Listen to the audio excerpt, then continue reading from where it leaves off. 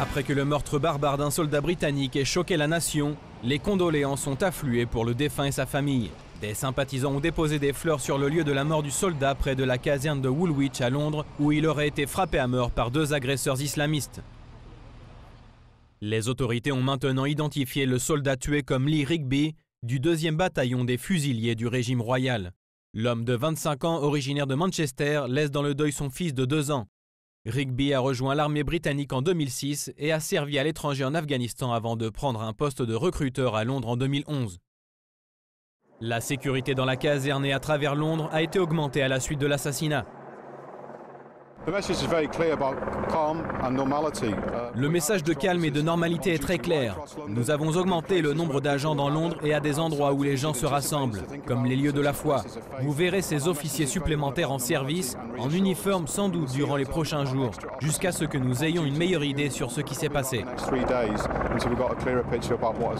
Mais les questions se posent déjà sur comment un tel incident a pu se produire alors que les suspects étaient connus des autorités et pourquoi la police a mis tant de temps à intervenir. Les agents armés auraient mis 20 minutes pour arriver sur les lieux du crime. Dans les prochains jours, il y aura certainement une enquête pour savoir s'il y avait une sorte d'échec du renseignement qui a pu mener à l'incident d'hier.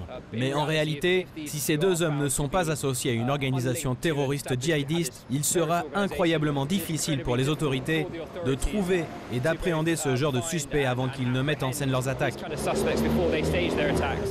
Une attaque si basique qui ne nécessite pas beaucoup de planification peut être difficile à anticiper.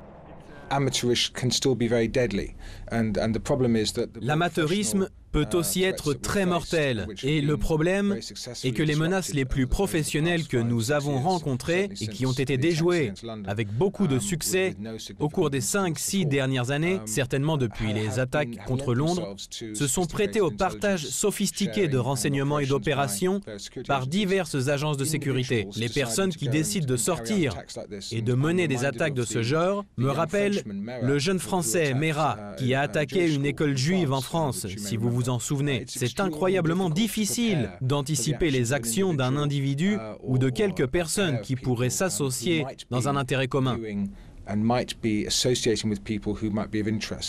Le choix de la cible des agresseurs correspond apparemment à la récente propagande publiée par Al-Qaïda.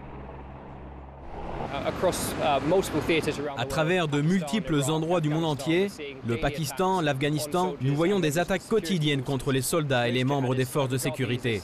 La plupart des djihadistes les considèrent comme des symboles de l'autorité de l'État. Et il est relativement surprenant que l'attaque d'hier soit contre un membre des forces armées plutôt qu'un civil dans la rue. La récente propagande djihadiste publiée par Al-Qaïda dans la péninsule arabique appelle les sympathisants de l'Ouest à lancer des attaques sur 3 objectifs principaux qui sont économique, militaire et politique.